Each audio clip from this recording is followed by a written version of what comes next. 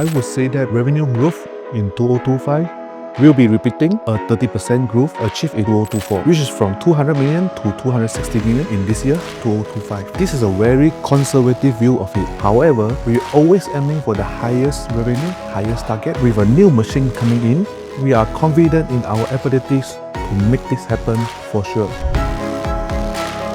Actually, dumping on the Chinese aluminium products, nothing new now. They have been very active in the market many years, different products, different range of it, and different qualities. But lately, they are less competitive in the market. The main reason is because in the past, when they export their aluminium products to Malaysia, they are granted 13% tax rebate from their government. But recently, it has been removed since December 2024 last year. Indirectly, I was sharing to you their product export to Malaysia equally expensive so that we can compete with them fairly now, and it's a very good time for us. And also, our government start looking for the local content for many projects like construction, renewable energy. This gives a chance to all the Malaysian manufacturer players in the market. On top of that, when we serve our client, we serve our customer in the local, the time is very important to our customer. We can always supply the products and the service faster than all the Chinese importer. And when you talk about the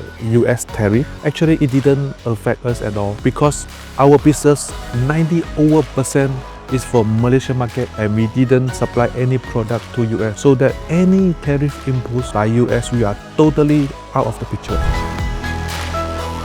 The expansion of our Ijok facility is moving ahead smoothly and right on schedule. 2 of our aluminium extrusions are expected to start operations by Q3 2025. Because we are seeing strong demand from customers, we are likely to bring forward the installation of the remaining 2 lines, and we are now targeting to have them ready by first quarter of 2026. In short, everything is going well. We have only good news to share. There's no delay, no setbacks, and our team is ready.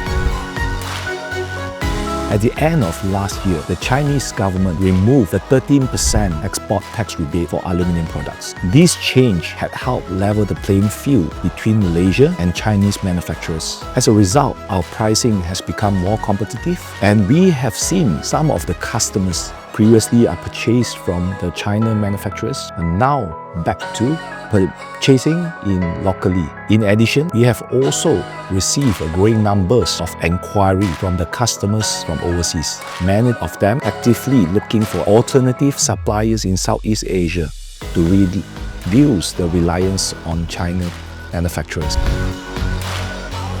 Malaysia Large-Scale Solar LSS Phase 5 and 5 Plus is estimated to bring in around Ringgit Malaysia 15 to 18 billion worth of EPCC projects.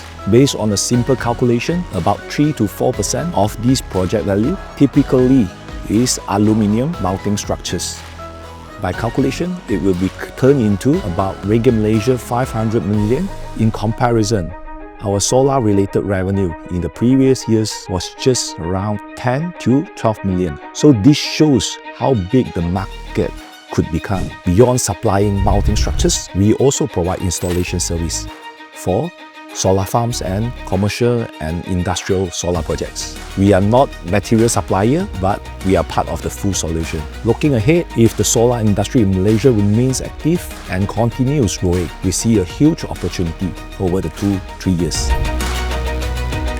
With a 30% increase in turnover, we may need more additional working capital. Based on our internal projection, we estimated the additional will be in the range of 40 to 50 million. In order to support this exponential growth, we are handling it in 2 ways. First, we are improving our internal cash flow by collecting payment from customers faster and managing our inventory more efficiently. Second, we are working and nego with our supplier to stretch the payment term a little bit more. Of course, we try not to hurt the relationship and the supply chain. Most importantly, we have already secured additional 38 million in short-term borrowing from 2 of our local banks. With this mix of the better cash management and strong banking support, we are in a good position to grow without relying too much on long-term debt.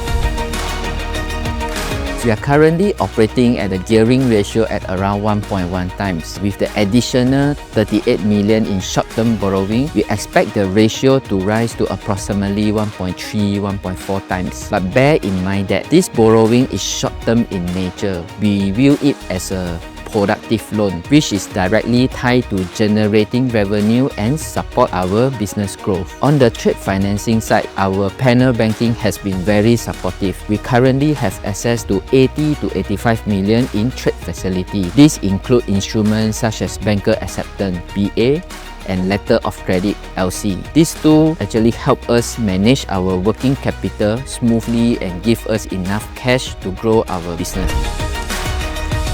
There are two key financial metrics I would encourage investors to watch. First is the ROCE, Return on Capital Employed.